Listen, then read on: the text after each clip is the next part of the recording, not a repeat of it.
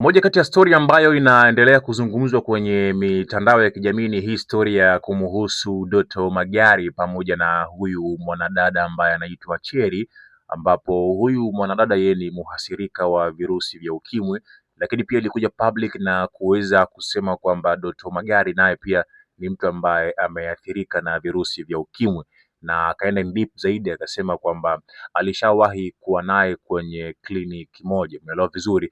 Sasa kumekuwa na kauli ambazo Doto Magari alikuwa akizungumza akisema kwamba atafanya namna ya kuweza kupima ukimwi hadharani na majibu atayatoa hadharani. Na mapema siku ya jana Doto Magari alitangaza kupima hadharani, kama sio hospitali ya Mwananyamala basi atapima hospitali ya taifa ya Muhimbili, na alisema atapima mbele ya vyombo vya habari, lakini mpaka sasa hivi Doto Magari hajaweza kupima mbele ya waandishi wa habari umma kuweza kuona kwamba kweli amepima na majibu yakaweza kutoka.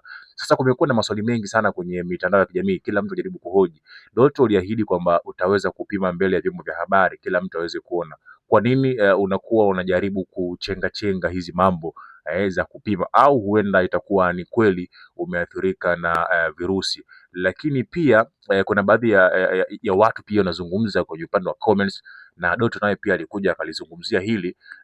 Aliulizwa kwamba Doto Magari, inasemekana una vidotidoti vya kwenye miguu, kwa sababu yule dada Cherry alisema kwamba mtu ambaye ameathirika chini ya miguu utaona kabisa na dots ambazo ni ishara za, yani vidots fulani vyeusi. Hii ni ishara ya kwamba huyo mtu atakuwa ameathirika.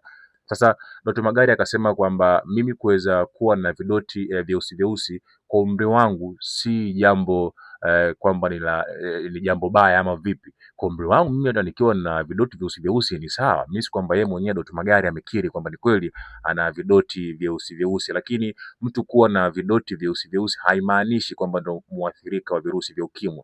Lakini the question is ambacho kila mtu anaweza kujiuliza sasa hivi ni watu wanatamani kuweza kumuona Doto Magari akiweza kupima virusi vya ukimwi public na kila kitu kiweze kuwa sawa.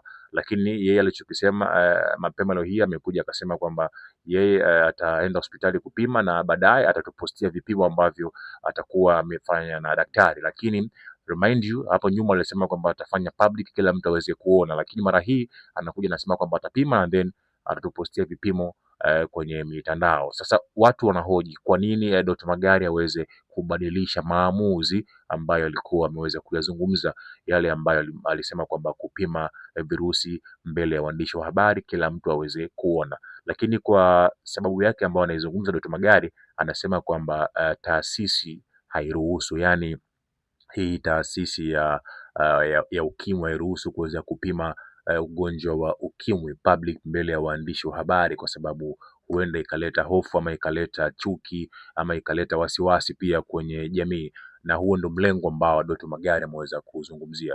Basi sawa, hebu niambie mtazamo wako ni upi juu ya hii post ambayo tumekuwekea.